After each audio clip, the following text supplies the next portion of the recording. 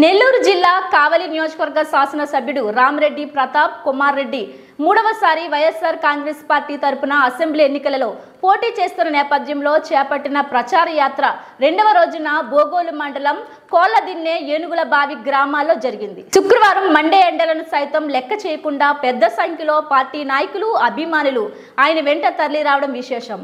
Party Bogolu మండలి convener Maddiboina Veeraraghu ఆధ్వర్యంలో అడుగడుగున మహిళలు మంగళహారతులు పెద్దల ఆశీస్సులతో ఎమ్మెల్యే ప్రతాప్ కుమార్ ఉత్సాహంగా ప్రచారం సాగించారు.